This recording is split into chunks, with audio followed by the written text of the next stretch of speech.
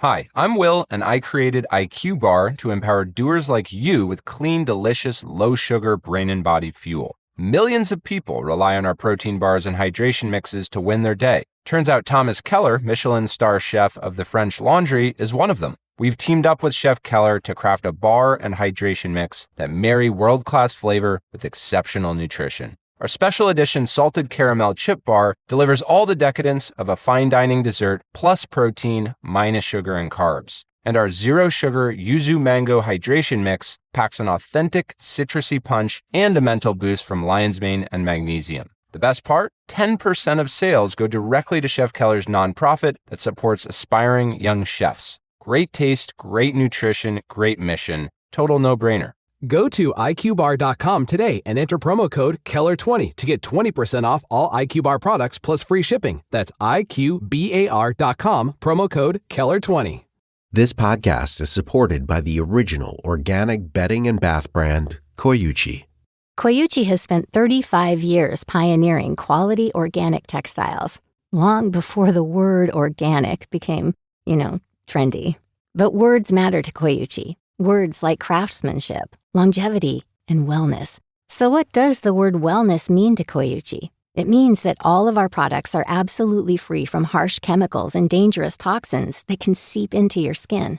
It means effortless style that looks as good as it feels with naturally breathable, pre-washed organic cotton. And what does all of that mean to you? Well, it means that you can sleep well in Koyuchi's crisp, cool, luxuriously soft sheets that are ethically made and made with you in mind. Live well, sleep well with Koyuchi. Get 15% off when you visit Koyuchi.com. That's Koyuchi.com to get 15% off. Koyuchi.com. Hey, warmer from Evo! Welcome to lovely Las Vegas for Coast to Cup Soups with myself, Greg Hoops Peterson, now part of the VSiN Family Podcast. We've got an excellent podcast for you as we're going to be joined in a few minutes by one of our good friends, Rob Donaldson, who does such great work with the show/podcast, Rob's Best Bets. We're going to be chatting with him a lot about guard play today. How big of an emphasis does he put on it with his handicapping? How does he sort of take a look at these experienced versus inexperienced guards? Who are some of the guards that he takes a look at? What is the type of guards that he thinks provides the most boom for your buck with regards to both a team aspect and with regards to a betting aspect as well? And we're also going to be talking quite a bit about the Big 12 and a few teams in general that Rob is feeling bullish and bearish on. So we've got a great podcast coming up with Rob. Now, for those that are looking for some conference previews, I've got quite a few coming up here in the next 7 days, so have no fear there. We're now at the point of the offseason where these rosters are relatively set in stone, and a lot of the news elements of college basketball, they're gone. So now we're just taking a look for the upcoming college basketball season, getting on some great guests, having some chats there, and getting you guys set with those conference previews. And if you do have a question, comment, segment idea, what have you for this podcast, you have one of two ways we offer those in. First one is my Twitter/X timeline at gunit_81. Keep in mind, letters EM, name does not matter, so as per usual, please do send these into the timeline. The other way is find an Apple Podcast review. If you rate this podcast 5 stars, it is very much appreciated. From there, you're able to fire in whatever you'd like to hear on this podcast via that 5-star review. While I did not get in any Twitter/X questions today, everything is powered by Edge Boost. Edge Boost is making sure that bettors are able to have access to the funds that they so greatly want, and they make sure that 100% of gambling transactions, they are always approved. When you go to edgeboost.bet, put in that promo code of Greg, G-R-E-G. That's going to get you a dollar for dollar match on your first deposit up to $25, and you're always going to be taken care of with that regard. And a man that always takes care of us with regards to great insights and taking a look at this amazing game of college basketball is Rob Donaldson. He does a great job with the show/podcast, Rob's Best Bets. You're able to check that out over at youtube.com/Rob Donaldson to be able to follow him on the old Twitter/X, because this time of year he does a great job on the baseball front. That is at RobDFB altogether. And Rob, it is always a pleasure, my friend. Thank you so much. Yeah, thank you for having me on, Greg. And I'm going to continue saying it. I know I'm kind of beating it to death at this point, but every single time we talk, Greg, and now we're sitting here in the middle of August, we're getting closer to college basketball, and like dangerously close to college basketball. Heck, we even have some teams that are playing, like pro teams from other countries right now going on. And this is a blast. I love talking college ball when we're kind of looking forward to the season here. Yep, absolutely. It is always a lot of fun. And this is a time of year where I like to try to be able to get things buckled down and try to get set for the upcoming season. And one of the biggest things for me to take a look at is always guard play, because the big men, they're obviously very important. But in this day and age, there's a lot more positionless basketball than ever before. And how do you take a look at experienced guards in college basketball? Because I do feel like, especially in this day and age, it's just so important to have that in order to be a team that could be able to win you some games, and not just win you some games, but from our side of things, be able to cover those games. Right. And what's kind of comes down to, I think, for me is, in this new world of college basketball, you're going to have some veteran guards who kind of know their role and maybe didn't decide to, jump into the NIL transfer portal and just get the bag from the next school that was willing to kind of pay them. You have guys that are solidified at a single program, have really kind of been honing their skills within the offense. And then you're going to have guards like, for example, I'm going to throw out like a Donovan Dent, who is going from New Mexico over to UCLA, new program, new system, new head coach. And although we know the individual talent is there, just because the individual talent is there doesn't mean that he's immediately going to gel with what UCLA's got going on. So I kind of look at it in two different fronts, but certainly the teams that can really get it figured out at that guard spot come season's end are usually the teams that end up kind of winning the whole thing as well. Yep, absolutely. We saw that last year with Florida when you've got a guy like a Walter Clayton. I think that that's so big. And I always do think that it's really interesting to just take a look at some of these teams that they've got a guard that doesn't necessarily shoot at the world's best, but they do a nice job of distributing. And I think that that's so big in this day and age, because a lot of people, they always like to look at the flashy points. They like to look at the flashing three-point shooting. But I always think that these guys are just able to facilitate. They're able to give out dimes. That's one of the biggest things to look at. And sometimes it goes a bit under the radar, in my opinion. Oh, 100%. I think people fall in love with, oh, is there a guard? Okay, what is his shooting efficiency? That's how I'm going to judge him. And the reality is, depending on where a lot of these guys played, they might have been trying to do more than just like a standard power four or, high major guard if they were at, say, like a Grand Canyon or at Drake, for example, or if we're talking about like a Bennett Sturts or, Adrian Woolley comes to mind as well, going from Kennesaw State to Louisville. What they're asked to do within sort of those types of programs as a very talented guard who's handling the ball and being reliant upon for scoring is going to be very, very different in terms of a lot of the roles that they end up into once they make that transition up into higher level. And from that standpoint, I think a lot of things get over critiqued in terms of that scoring department. But to your point, that's where everything gets weeded out and the best teams kind of learn how to adapt and learn how to gel with one another. And allow me to throw out there this team as well, as we do have one of our good friends joining me right here on Coast to Coast Hoops, and Mr. Rob Donaldson, who does such an amazing job with the show/podcast Rob's Best Bets. Check that out over at youtube.com/Rob Donaldson. And I really think that Michigan is doing for a nice year, because for Michigan, the biggest issue that they had last year was all the turnovers. They bring in Yaxel Lendeborg, so they're still going to be rock solid down low, but bringing in a guy like an Elliot Kadu, who he had his three-point shooting issues when it came to North Carolina, but he never really turned the ball over. I think that's exactly what the doctor ordered for Michigan, and obviously Lendeborg is the big ticket item for Michigan coming in, but I think that he might be just as important to this offense in terms of just being able to give them some clean flowing possessions and to be able to reduce those turnovers. I think it's going to be massive. Yeah, especially when you look at Michigan, they almost kind of fell victim, and I say fell victim, but they had a fantastic season, but ultimately I think they fell victim to the, hey, we can't really shoot around the perimeter unless it's Trey Donaldson, and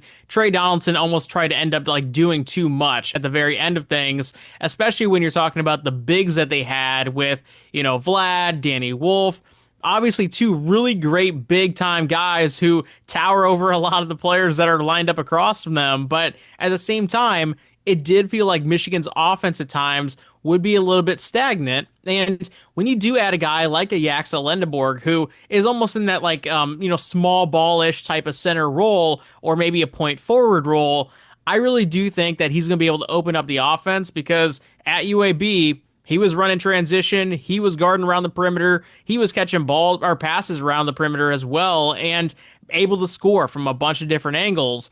I feel like that's going to lead to a more free-flowing offense, especially to your point where they did invest in that guard position to kind of get a little bit more perimeter shooting, a little bit more fluidity, and I think ultimately a team like Michigan is going to really see the benefits of that there too. Yep, I am right there with you. That was one of my favorite pickups of the offseason that I feel like have went a little bit under the radar. And I know you were talking about Donovan Dent a little bit before, and I think that he's going to be having some success at his new stop as well. Who's another guard or two that you take a look at, and maybe they're going a little bit under the radar, and you felt like there should have been a little bit more fanfare for them transferring for a new school than what they actually received. In terms of transfers, there's a number of different players that you could kind of point to. Obviously, the big one that I think is going to be very interesting to see how he fits in, because his prototype isn't one that I really fall in love with, but he's one of those guys that if you really want him on your team when he's heating up and doing well, it's PJ Haggerty. And PJ Haggerty is one of those guys that we saw at Memphis doing a lot of game-winning shots, doing a lot of things down the stretch to really kind of seal some ball games for them. And the issue with PJ Haggerty on kind of the flip side of that is sometimes he can do too much and almost shoot you out of a game. Well, with Will Wade, I know just based on what we saw last year in his time at McNeese State and at LSU, yes, there are some players that are going to drive up a lot of sort of that ball possession time, but it is a very free-flowing offense. A lot of different players are getting involved. How does PJ Haggerty factor in there? It could either be a fantastic boom, or I could see that being a fantastic bust. And I don't really know how exactly I feel about it right out the gate. Yep, and I do think that is going to be such an interesting case study as well, because Kansas State has been one of the most interesting teams in college basketball over the last few seasons. We all remember when they had Marquise Noel, they were able to make that great run to the Elite Eight. It felt like Jerome Tang was going to be the next great coach in college basketball, and last 2 years, it really didn't pan out. And just how do you take a look at this Kansas State team? Because I think that this is really a do or die year for Jerome Tang, because after that big hit in year number one, it was two big giant whiffs in year number two and year number three. The folks over there in Manhattan are paying quite a bit of money in NIL, and I feel like another whiff could be leading to him on the way out. Yeah, and ultimately for Jerome Tang, this was like one of the darlings that we saw a few years ago kind of burst onto the scene. And to your point, just adding a bunch of guys like, a Doug McDaniel to the mix and a Brendan Howson and a number of different really talented individual players, it just did not gel. Coleman Hawkins was kind of out there just doing half of his thing half the time, but it was never really a coherent set of offense. And now they're adding a bunch of guys who were definite my ball guys through the portal. We just talked about PJ Haggerty. We're also talking about Nate Johnson from Akron, Abdi Bashir over from Monmouth as well. And when you're looking at those types of guys, I don't know if I can buy into, this idea that they can all mesh together. And maybe that's not the plan. Maybe it's just, hey, we're going to try to field the best, guard and the best guys that kind of pair well together. And one of them sort of on the outside looking in.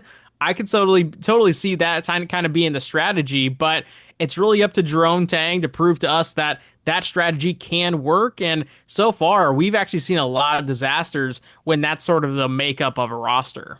Yep, we certainly have, and it is going to be a lot of fun to see what we all get out of Kansas State this season. And I do think that the entire Big 12 is going to be really interesting. And I think that is worth diving into on the flip side with Rob, because we've got a lot to take a look at in terms of the Big 12. We also want to be asking him about a few teams that he's feeling bullish on for the upcoming season. We're going to ask him about a team that is obviously going to have really good guard play this year in Purdue, and so much more. That comes up on the flip side with our good friend Rob Donaldson right here on Coast to Coast Hoops with myself, Greg Peterson, now a part of the VSiN Family Podcast.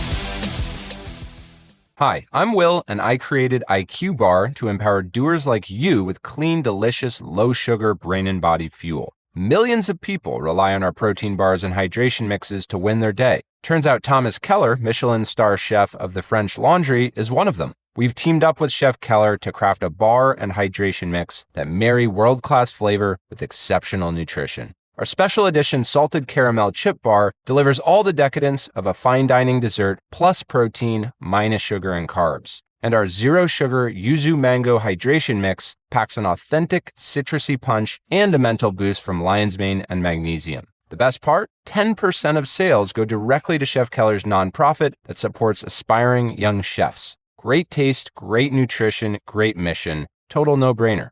Go to iqbar.com today and enter promo code Keller20 to get 20% off all IQ Bar products plus free shipping. That's iqbar.com, promo code Keller20. And we're back here in lovely Las Vegas for Coast to Coast Hoops with myself, Greg Hoops Peterson, now part of the VSiN Family Podcast, being rejoined by our good friend Rob Donaldson. He does great work with the show/podcast, Rob's Best Bets. Check that out over at youtube.com/Rob Donaldson. And for Rob on the old Twitter/X, that is at RobDFB. And Rob, we just left off talking about PJ Haggerty and talking about Kansas State, which I think leads to a lot of fun because I do think that the Big 12 is going to be a very interesting conference for this upcoming college basketball season, where you clearly have that top team in Houston. You might not have them number one in terms of your power rankings. Personally, I do have them behind Purdue, but I mean, if you don't have Houston number one with regards to your preseason rankings in the Big 12, you very much have went out there on a limb there. But that said, you've got a lot of fascinating teams as well, the likes of an Arizona, Iowa State. What are we going to be able to get out of Kansas because they don't have as many big names this season? Texas Tech was a team that made the Elite Eight and it could have easily made the Final Four had they not blown that double-figure lead against Florida as well. So want to get your thoughts on this conference as a whole because it feels like there's a lot of intrigue and obviously that top team in Houston. Yeah, and in particular, one of those teams who I actually think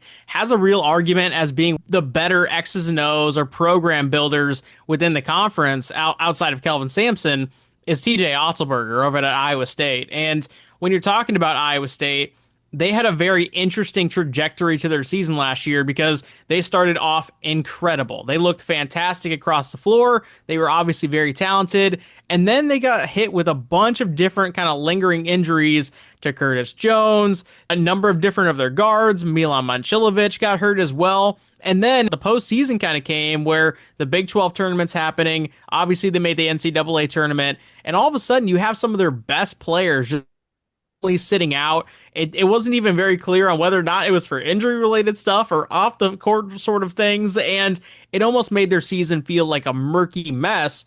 I feel like when you do have a guy like a TJ Otzelberger running the ship and you are returning one of your veterans in Taman Lipsey, that's one of those teams that, yeah, I might not know all the names that are in that starting five right out the gate, but they could definitely make an impact, and I'm kind of willing to trust the background that we've seen from TJ Otzelberger in the past. And we all know that that defense is very rock solid, but here's one takeaway that I've had from Iowa State. They've been a little bit of an inconsistent team at home versus on the road, and how much do you stick stock into over the course of just like the last few seasons, these teams that have been a little bit different at home versus on the road, both with respect to a team like an Iowa State who does take a little bit of a dip when they are on the road, and then there are other teams that they actually feel like they play a little bit better on the road, like we saw a few years ago, UConn, when they were winning their national titles, being able to do so. Yeah, and to your point, you look at the entire Big Ten, and their home road splits are very, very dramatic. Oh, yeah. And it's always a question, and obviously the Big Ten, when you look at the landscape of the NCAA tournament,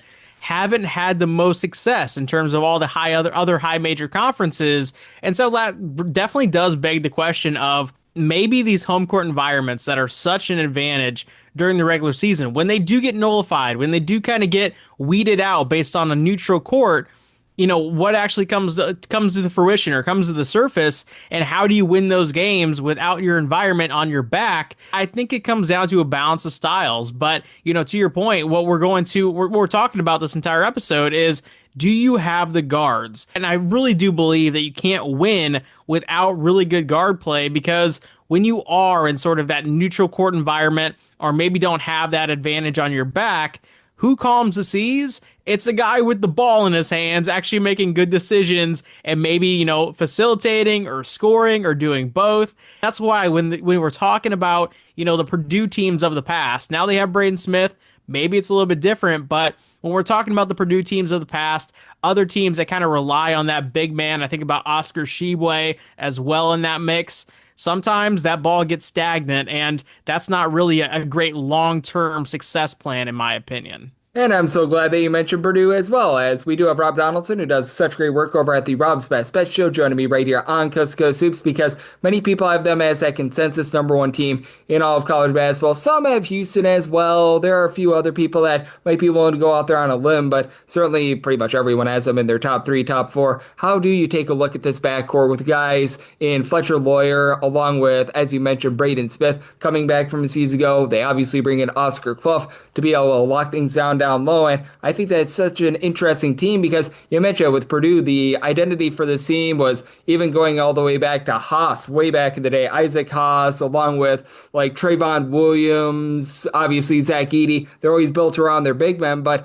now it feels like it's going to be a team that's built around the backcourt with Smith and Lawyer. Yeah, and you could even add like a Caleb Swanigan to that mix. There's a million different Biggie Swanigan. players. Yeah, Biggie Swanigan. They had so many great bigs that they ran through for multiple years because guys stayed loyal to the programs back then, but that's besides the point.